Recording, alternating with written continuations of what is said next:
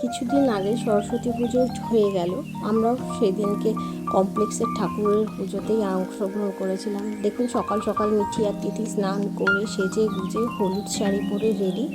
যাওয়ার সময় কাকিমারা পাশের বাড়ি সবাই টাটা, মিঠি কেমন লাগছে, সুন্দর, এইসবই হচ্ছিল। হতে হতে মণ্ডপেও পৌঁছে গেলাম।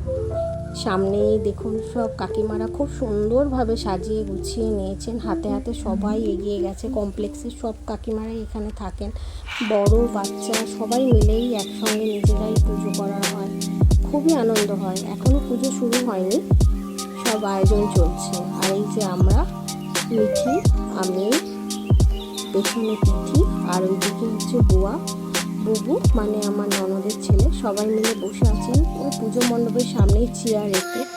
এখানে বসে আমরা গল্প করছিলাম কিছুটা সময় ধরে। ওই যে ক্যামেরা দেখি আর সঙ্গে সঙ্গে দুষ্টুমি স্টার্ট হয়ে গেল। ঠাকুরের মণ্ডপের দিকে পুজো সবে সবে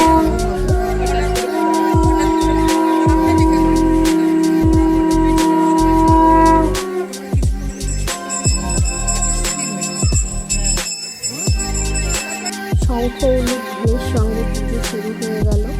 মায়ের বরণ শুরু হয়ে গেছে, পুজো খুবই ভালো লাগছে। সকাল সকাল ঠান্ডা ঠান্ডা একসঙ্গে মায়ের পুজো চলছে।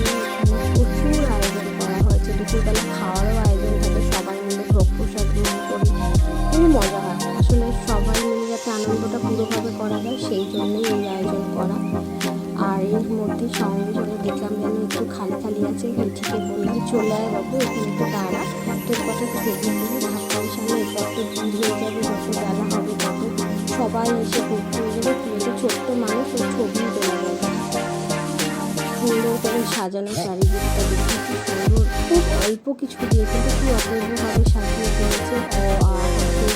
সেগুলো একদম দেখে যে সেই সব আছে, মাটির খুঁড়ি, মাটির ভাঁড়, লাটের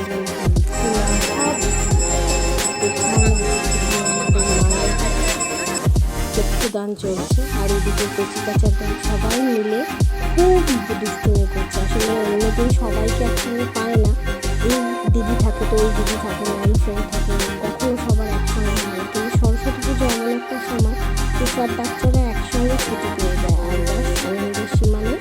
পুজো ওদিকে হচ্ছে আর এদিকে আমি ছেড়ে পুজো না দেখে ওকে দেখতে এসেছি, বরং ভয় লাগছে। ওই শাড়ি পরে দৌড়াদৌড়ি করছে, যদি দুম করে পড়ে যায় তখনও পুজোর দিনে খুব একটা কাণ্ড হয়ে যাবে।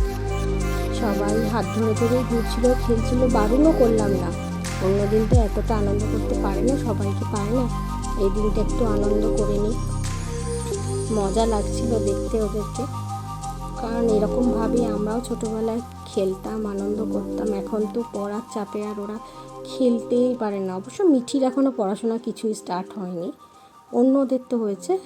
এই যে শেষের দিকে এসে গেছি, দেখুন সবাই মিলে বসে আমরা গল্প করছি আর এদিকে মিঠি হাতে খড়ি দেওয়া স্টার্ট হয়ে গেছে, যেটার জন্য আজকে স্পেশাল ব্লগ এটা। ঠাকুর মশাই ওকে দিয়ে প্রণাম করাচ্ছে, তারপরে পুজো দেওয়ালো, হর্ষই দীর্ঘই সব লেখালো, হাত ধরে লিখেওছে, একটু ব্যাকাতারা হলেও হয়েছে।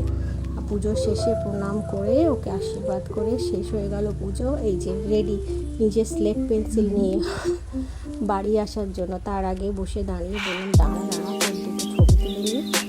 এই যে পুজো শেষ, এবারে সবাই মিলে বাড়ি যাওয়ার পথে দাদুর কোলে উঠে পড়লো, আর হেঁটে যাবে না, প্রচণ্ড ক্লান্ত, অনেক খেটেছে নাকি ও হাতে খড়ি দেওয়ার সময়। দাদুর কোলে চেপে বাড়ি চলে এলো।